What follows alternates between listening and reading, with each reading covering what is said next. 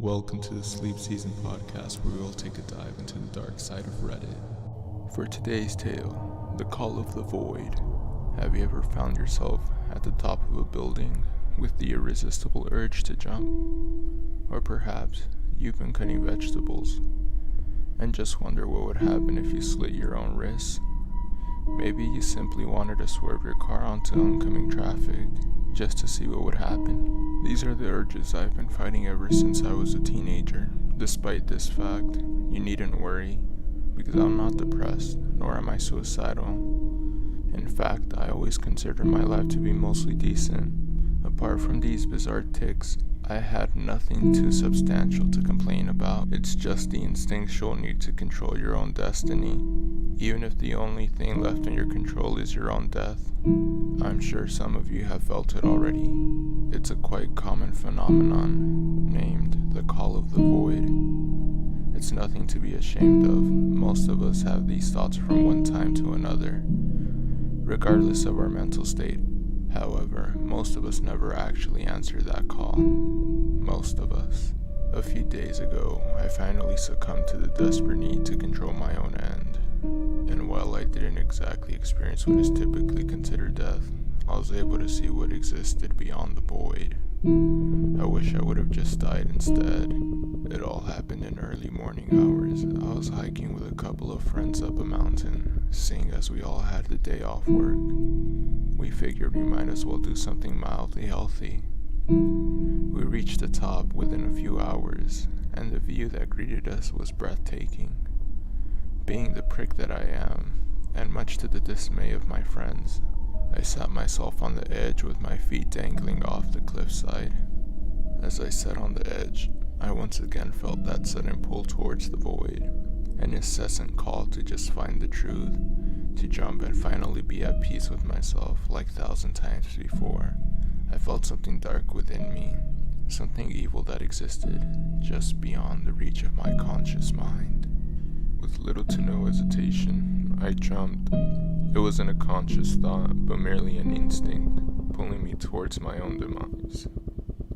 It's true what they say, when you're inches away from death, everything moves in slow motion. If you're lucky, you'll see the best part of life.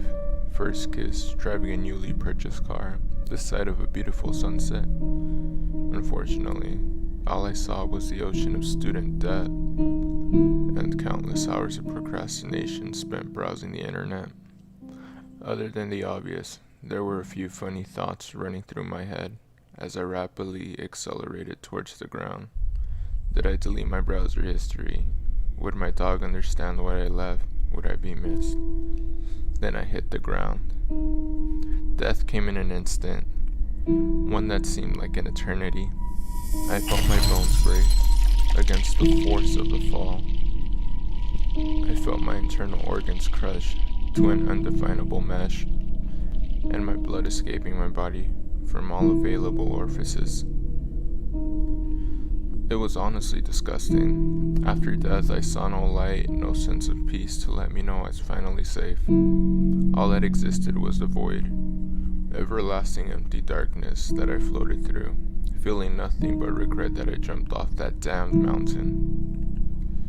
I had a little time to consider my actions as I quickly fell back in a physical form and found myself standing in a feet of ice-cold water. The water was shallow, but extended endlessly all around me, like an ocean of black, tarry liquid gently lit up by the moonlight, except there weren't any recognizable lights to be found.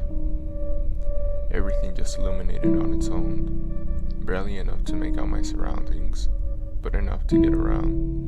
Even in death, my bones were still broken, my lungs punctured, and my mind devastated by my own weakness. Though I was functional, the pain remained. I screamed for help, begging for someone to get me out of there, but no answer came. Without any better options, I started walking. Hours on endless pulling of my numb feet through the murky waters, wandering through the eternal night. Eventually, I saw something that broke the horizon, just silhouettes that wandered aimlessly around like myself. They were people. I caught up to them quickly, but they weren't there to rescue me. Hundreds and hundreds of broken people, Some with slit throats, some with broken necks, and others entirely crushed to bits. None of them acknowledged my presence. They just proceeded going in no particular direction. I shook them. I tried to yell at them, but nothing seemed enough to demand their attention. After working myself through the crowd, frantically trying to get anyone to see me, finally one of them took note of me. "Oh no, not another one," a young boy said. Couldn't have been older than 16. "What's going on? Where am I?" I asked, slightly frightened to know the answer. "You're in the void, just like all of us," he stated matter-of-factly. "The void?" "Yeah, you know, l'appel du vide." You probably had a sudden urge to crash your car or jump off a building. It's the same story every time someone ends up here. He took a brief pause to let me process the information.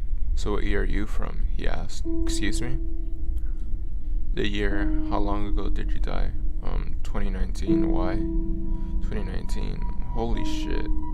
Has it really been that long? I must have fired questions at him like a machine gun following that statement, but he was kind enough to answer all of them with an oddly paced sense of enthusiasm and patience, though I suppose being patient is not really a virtue when you're in a place where time truly is infinite.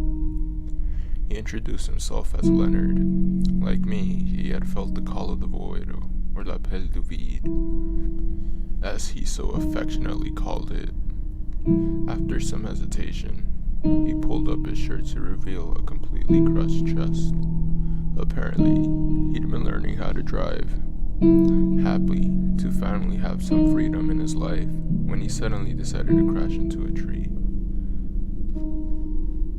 That was in 1982, 37 fucking years in the void with no hope of escape. "What about the others?" I asked as I gestured to the hedonic creatures walking among us. "Oh, they've been here for ages. Not many people answer the call, but everyone that does ends up here. The last person I spoke to killed themselves in 1985. That's him over there." Leonard pointed to him with a slit throat, walking a few yards ahead of us. "One of the people who'd ignored me earlier. Yeah, this place takes a toll on you. Eventually people just kind of degrade. They turn to autopilot and eventually fall behind." "Falling behind would be the ultimate fate for all of us," Leonard explained. "Depending on your mental strength, you could only last a certain amount of time before the void ate away at you, leaving you as nothing more than an empty husk of your former self. How come you're still the only one sane? I haven't given up yet. I know there has to be a way out of here, and I'll be damned if I succumb to this fucking nightmare without finding it." Whatever exit Leonard dreamt of, it never showed itself to us. We followed the lifeless people still marching faithfully towards the horizon, and every now and then, someone would fall behind, simply stop walking. I thought a lot about it, what happened to those people, but Leonard told me it was just best not to think about it. "How am I supposed to not think about it?" I asked. "Easy, don't think about a pink elephant," he said. "Don't what?" "It's a paradox. If you know you're not supposed to think about something, you're absolutely going to think about it. I suppose that makes sense." He patted me on the back. Surprisingly mature for someone his age. Even so, I suppose he had actually existed for several decades. "When I find the way out of here, you'll come with me, won't you?" Leonard asked. "Yeah, of course. This can't be the end." Time passed, and I tried my best to keep spirits up between myself and Leonard. We shared stories from our lives, hopes and dreams. I told him about what had happened to the world in the almost 4 decades he had missed, and he excitedly listened. He was particularly interested in how far video games have come. "How often do you see new people?" I asked. "Not often. It mostly only survive a few days.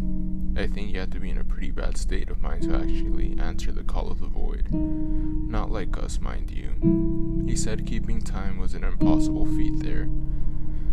But to the best of my estimation, years passed.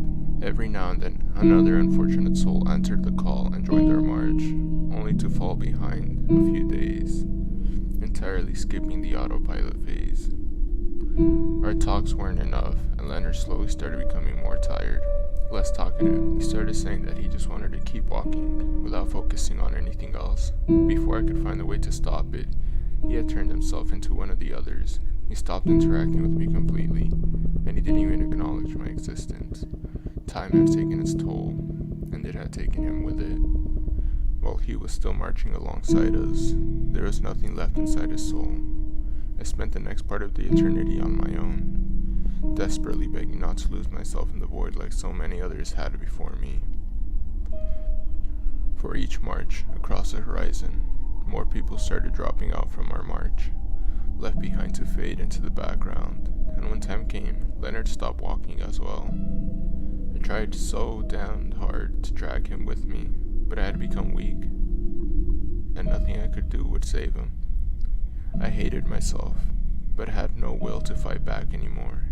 Ages, eons passed, and every so often I found myself staring behind the group, away into the distance, hoping Leonard would come running, but instead of his familiar face, I saw nothing else.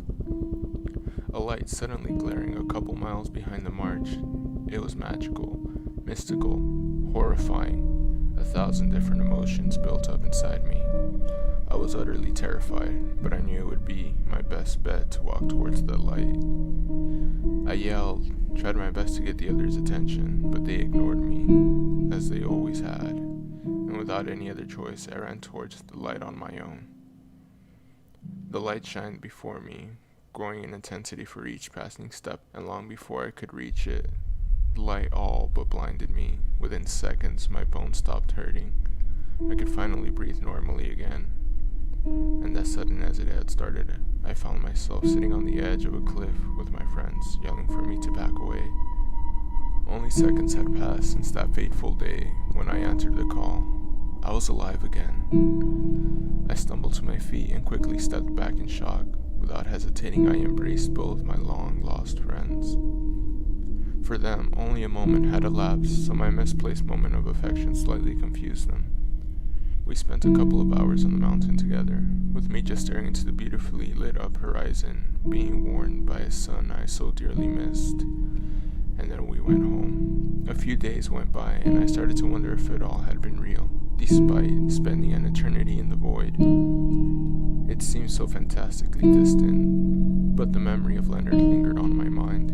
I spent some time researching him online. He had given me his name, which city he lived in, and how he had been killed.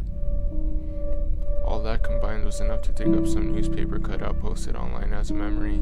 Years later, when the internet became popular, his picture matched perfectly with what I remembered, and the story added up. There was no doubt in my mind anymore. Leonard was real, and I had left him to vanish, alone, in the void with no one to help. It didn't take much more for me to fall into shambles. I tried focusing on my work, and to find any resemblance of a love life. Nothing worked. Sleep eluded me every night, and the thoughts of my long-lost friend dug deeper into my subconscious, begging me for attention. There's not much more for me to say about the story, but please, if you ever feel the call of the void, turn around and just go home. Don't question it. Don't let it be anything more than a curious thought that you ignore. When it comes to me, it's too late. I already know what's there, and I can't live with it, leaving all those people behind.